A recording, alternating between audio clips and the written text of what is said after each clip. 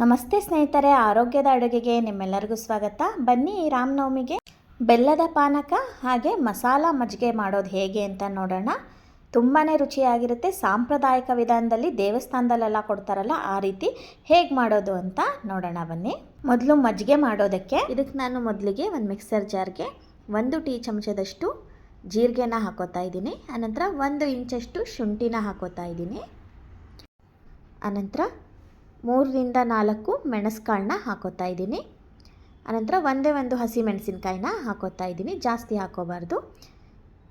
ಇದನ್ನು ನೋಡಿ ಚೆನ್ನಾಗಿ ರುಬ್ಕೋಬೇಕು. ಆನಂತರ ಇದಕ್ಕೆ ನಾನು 2 ಕಪ್ಪಷ್ಟು ಟೀ ಕಪ್ನಷ್ಟು ಗಟ್ಟಿ ಮೊಸರನ್ನ ಹಾಕಿ ಇದಕ್ಕೇ ರುಬ್ಕೋತಾ ಇದ್ದೀನಿ. ಮೊದಲಿಗೆ ಅದನ್ನೆಲ್ಲ ಸರಿಯಾಗಿ ಪೇಸ್ಟ್ ಮಾಡ್ಕೊಂಡ್ಬಿಡ್ಬೇಕು. ಆನಂತರ ಮೊಸರು ಹಾಕಬೇಕು. ರುಚಿಗೆ ತಕ್ಕಷ್ಟು ಉಪ್ಪನ್ನು ಹಾಕೋತಾ ಇದ್ದೀನಿ. ಕಲ್ಲುಪ್ಪು ಹಾಕೋದ್ರಿಂದ ನಾನು ಮಿಕ್ಸರ್ ಜಾರ್ಗೆ ಹಾಕೋತಾ ಇದ್ದೀನಿ. ಇದನ್ನು ಸಣ್ಣದಾಗಿ ರುಬ್ಕೊಂಡಿದ್ದೀನಿ. ಇವಾಗ ನಾನು ಒಂದು ಪಾತ್ರೆಗೆ ಹಾಕೋತಾ ಇದ್ದೀನಿ ನೋಡಿ. ಆನಂತರ ಇದಕ್ಕೆ 4 ಲೋಟದಷ್ಟು ನೀರು, ಕುಡಿಯೋ ಲೋಟದಲ್ಲಿ 4 ಲೋಟದಷ್ಟು ನೀರನ್ನು ಸೇರಿಸ್ತಾ ಇದ್ದೀನಿ.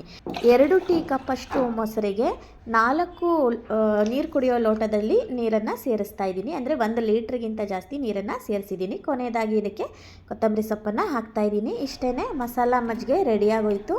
ಹೊರಗಡೆ ನಾವೇನು ಕುಡಿತೀವಿ ಅದಕ್ಕಿಂತ ತುಂಬ ರುಚಿಯಾಗಿರುತ್ತೆ. ಮನೆಯಲ್ಲೇ ನಾವು ಮಾಡಿಕೊಂಡು ಪ್ರತಿದಿನ ಕುಡಿಬೋದು. ಈ ಬೇಸಿಗೆಗಂತೂ ಮನೆಗೆ ನೆಂಟರು ಬಂದಾಗ, ಬಿಸಿಲಿಂದ ಹೊರಗಡೆಯಿಂದ ಯಾರ್ಯಾರು ಬಂದವ್ರಿಗೆ ಇವರಿಗೆಲ್ಲ ಈ ಮಜ್ಜಿಗೆ ಮಾಡಿಕೊಟ್ರೆ ತುಂಬಾ ಚೆನ್ನಾಗಿರುತ್ತೆ. ರುಚಿ ಕೂಡ ಅಷ್ಟೇ ಅದ್ಭುತವಾಗಿರುತ್ತೆ. ಬಾಯಾರಿಕೆ ಕೂಡ ಬೇಗ ನೀಗುತ್ತೆ. ಬನ್ನಿ ಇವಾಗ ನೆಕ್ಸ್ಟು ಬೆಲ್ಲದ ಪಾನಕ ಮಾಡೋದು ಹೇಗೆ ಅಂತ ನೋಡೋಣ. ಕಾಮ ಕಸ್ತೂರಿನ ಬಳಸ್ಬಿಟ್ಟು ಈ ಬೆಲ್ಲದ ಪಾನಕನ ಮಾಡ್ತಾಯಿದ್ದೀನಿ. ಮಸಾಲ ಬೆಲ್ಲದ ಪಾನಕ. ಇದಕ್ಕೆ ಏನೇನು ಹಾಕಬೇಕು ಅಂತ ನೋಡ್ಕೊಳ್ಳೋಣ. ಸಕ್ಕರೆಗಿಂತ ಬೆಲ್ಲದಲ್ಲಿ ಪಾನಕ ಮಾಡಿದ್ರೆ ತುಂಬಾ ರುಚಿಯಾಗೂ ಕೂಡ ಇರುತ್ತೆ, ಆರೋಗ್ಯವಾಗೂ ಇರುತ್ತೆ. ಬನ್ನಿ ಇದಕ್ಕೆ ಮಾಡೋದಕ್ಕೆ ನಾನಿಲ್ಲಿ 1 ಟೀ ಚಮಚದಷ್ಟು ಸೋಂಪು ಕಾಳನ್ನು ಹಾಕೋತಾ ಇದ್ದೀನಿ. ಆನಂತರ ಸ್ವಲ್ಪ ಓಂ ಕಾಳನ್ನು ಹಾಕೋತಾ ಇದ್ದೀನಿ, 1-2 ಚಿಟಿಕೆಯಷ್ಟು. ಆನಂತರ 1-2 ಅಳಕಷ್ಟು ಜೀರಿಗೆನ ಹಾಕೋತಾ ಇದ್ದೀನಿ.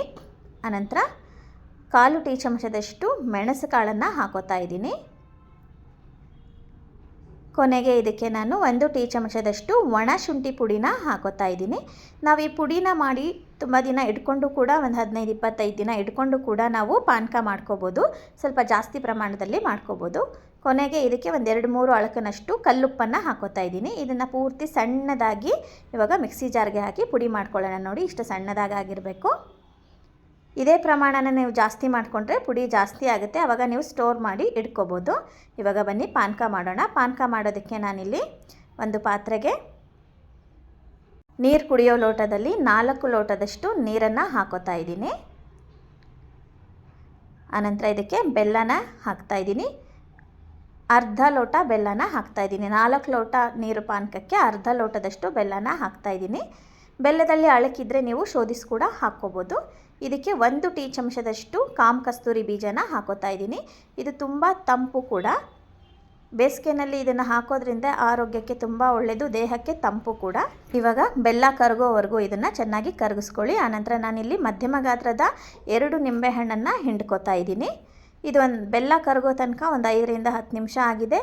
ಅದ್ರ ಜೊತೆನೇ ಈ ಕಾಮ ಕಸ್ತೂರಿ ಬೀಜ ಕೂಡ ಚೆನ್ನಾಗಿ ನೆನೆದು ದಪ್ಪ ಆಗಿದೆ ನೋಡಿ. ಒಂದು 5ರಿಂದ 10 ನಿಮಿಷ ನೆನೆದ್ರೆ ಸಾಕು ಕಾಮ ಕಸ್ತೂರಿ ಬೀಜ. ಇದಕ್ಕೆ ನಾನಿವಾಗ ಈ ಪುಡಿನ ಹಾಕೋತಾ ಇದ್ದೀನಿ. 1.5 ಟೀ ಚಮಚದಷ್ಟು ಪುಡಿನ ಹಾಕೋತಾ ಇದ್ದೀನಿ. ಇವಾಗ ಇದನ್ನು ಚೆನ್ನಾಗಿ ಕಲಿಸ್ಕೊಳ್ಳೋಣ. ಇಷ್ಟೇ ಈ ಪಾನಕ ಇವಾಗ ಕುಡಿಲಿಕ್ಕೆ ಸಿದ್ಧ ಆಯಿತು.